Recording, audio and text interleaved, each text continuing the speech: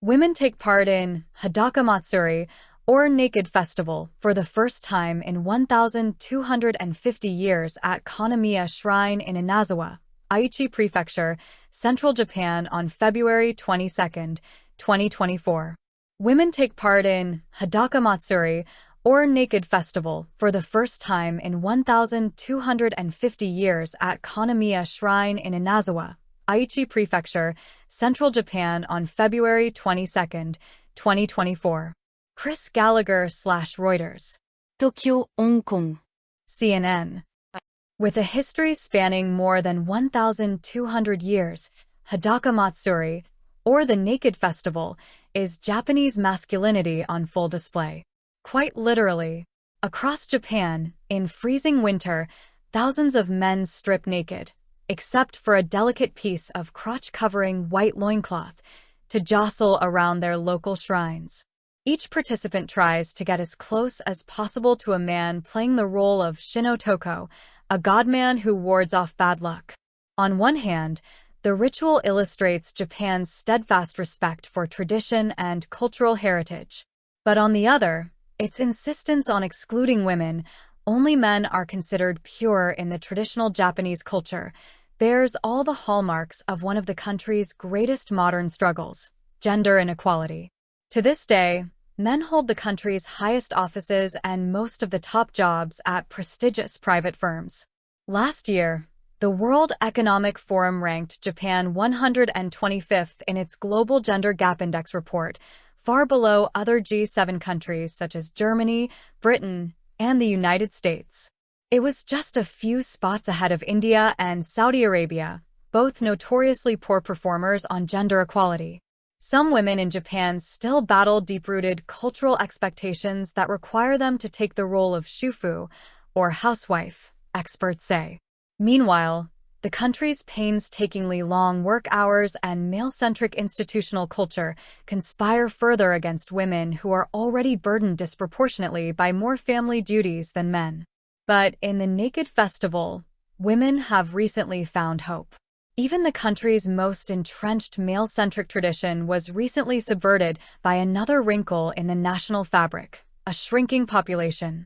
Men strip naked, except for a delicate piece of crotch-covering white loincloth, to take part in the Naked Festival at Kanamiya Shrine on February 22, 2024. Men strip naked, except for a delicate piece of crotch-covering white loincloth, to take part in the Naked Festival at Kanamiya Shrine on February 22, 2024. Christopher Gallagher, Reuters.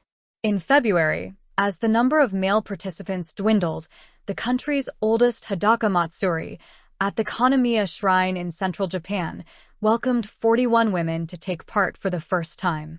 One reason to permit women to participate in such a traditional festival is due to the shortage of men, said Mikiko Ito, an emerita professor who specializes in gender politics at Hosei University in Tokyo.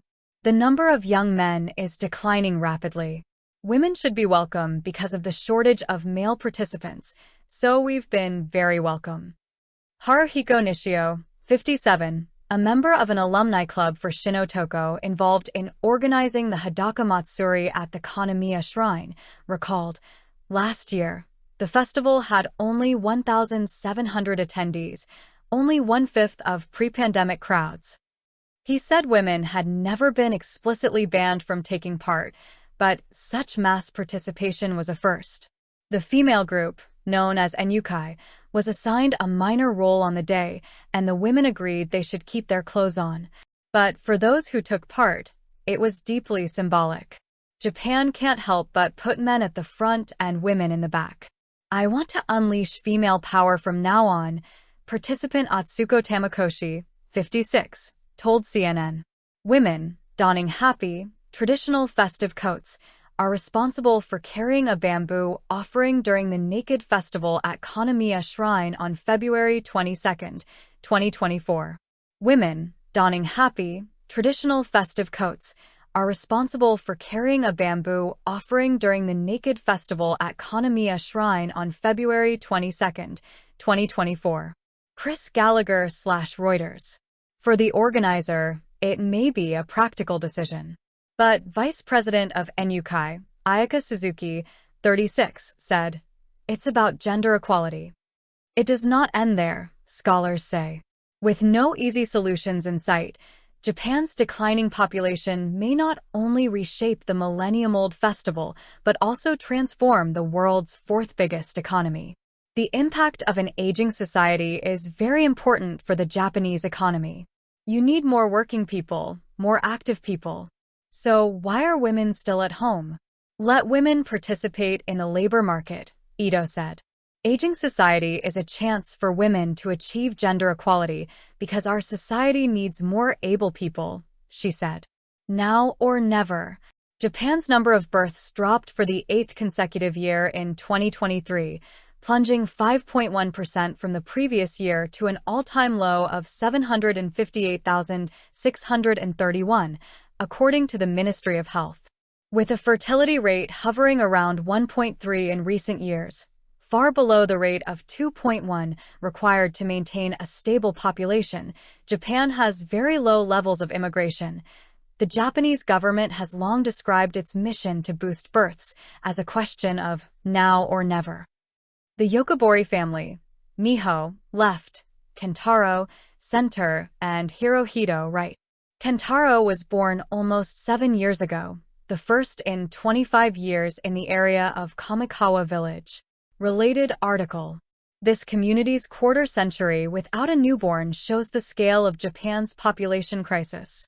Ito, from Hosei University, said the consequences of a declining population aren't confined to small towns or traditional rituals.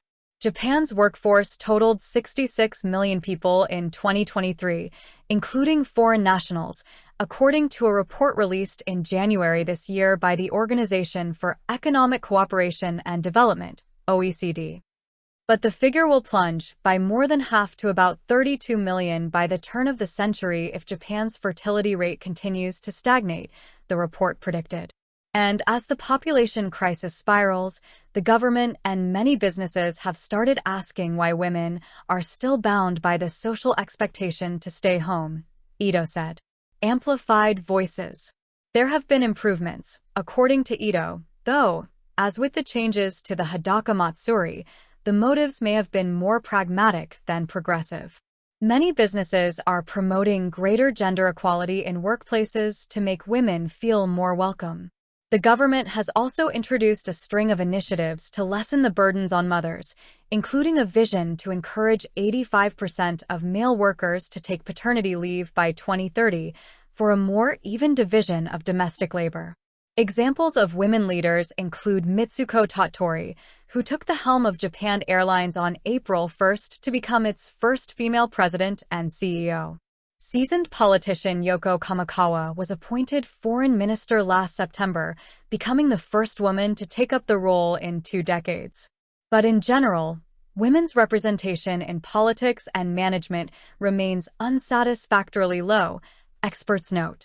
Only 5 of Prime Minister Fumio Kishida's 20-member cabinet are women and, as of 2023, less than 13% of senior and leadership posts in businesses were held by women, according to the Global Gender Gap Report.